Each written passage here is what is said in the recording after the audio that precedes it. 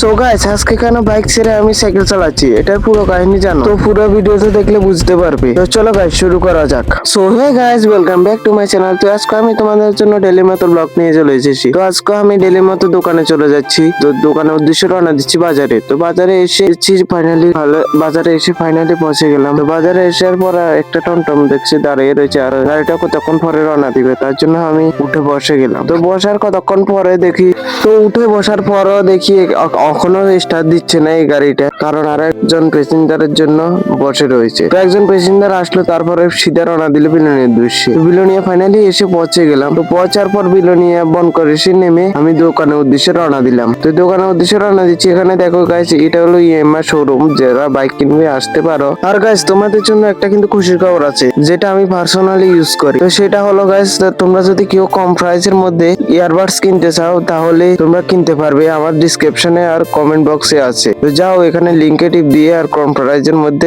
নয়েসের ইয়ারবাডসটা কিনো। আর গাইস এটা কিন্তু আমি পার্সোনালি ইউজ করি, এখন কি দেখতে পাচ্ছ আমার কানেও আছে এখন। তো যাও তোমরা কিনতে পারো, এই ডিসক্রিপশনে যে লিঙ্কটার মধ্যে টিপ দিয়ে বাই করতে পারো ইয়ারবাডসটা। তো গাইস ফাইনালি দোকানে এসে পৌঁছে গেলাম। তো দোকানে এসে পৌঁছার পর দেখছি বাইরের দিকে অনেকটাই কালো করে রয়েছে। আর এটা হলো আমাদের ব্যাকগ্রাউন্ড, মানে পিচ কিনার। আর এখানে দাদাটা কথা বলছে কার সাথে জানি। আর আজকে কিন্তু বৃষ্টি আসবার সম্ভাবনা আছে, মেঘও কালো করে রয়েছে। তো এরপরে আমিও দেরি না করে আমি চার্জারটা নিয়ে মোবাইলটা চার্জে বয়ে দিব, কারণ বৃষ্টি আসলে কারেন্ট যেতেও পারে। এখন আমাদের ত্রিপুরাটা অনেকটাই বদলে গেছে, বৃষ্টি আসবার আগেই কারেন্ট চলে যায়। তো এরপরে চার্জে বসে দিলাম। তো চার্জে হওয়ার পর আমি আবার তো একটা বাইক এসেছিল আমাদের সার্ভিসিং করার জন্য, এটা সার্ভিসিং করে দিল। আর এরপরে আরেকটা বাইক এসেছিল লগের পাশের দোকানে। তো পাশের দোকান থেকে একটা কাস্টমার দিল যে তার নাকি হেডলাইটটা ভেঙে গিয়েছে, তো হেডলাইটটা লাগাতে হবে। তার জন্য আমরা এগুলো খুলে দিলাম। খুলে দেওয়ার পর আমি এখানে বসে রইলাম, কারণ দোকানে কেউ নেই। তার কারণে আমি বসে রয়েছি, চারিপাশে ঘুরছি। আর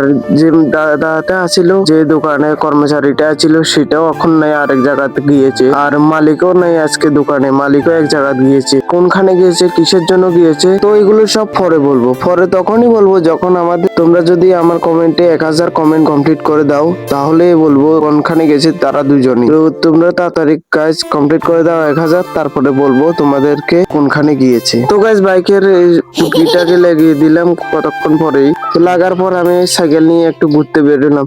তো সাইকেলটা হলো একজন ছেলে, তো ছেলেটা পাম্প দিতে এসেছিল, তাই আমি সাইকেলটা নিয়ে ঘুরতে বেরিয়ে গেলাম। তো কতক্ষণ ঘোরাঘুরি করার পর তাকে দিয়ে দিলাম সাইকেলটা। তো সাইকেলটা দেওয়ার পর ফাইনালি সন্ধ্যা হয়ে গেল। তো আমিও বাড়ির উদ্দেশ্যে রওনা দিচ্ছি, কারণ অনেকটা লেট হয়ে গেলে কিন্তু গাড়ি পাবো না। তো আজকে কিন্তু সকাল চলে এসেছি, কারণ মালিক নেই। তো গাইস আবার নেক্সট ভিডিওতে দেখা হবে, ততক্ষণ বাই গাইস।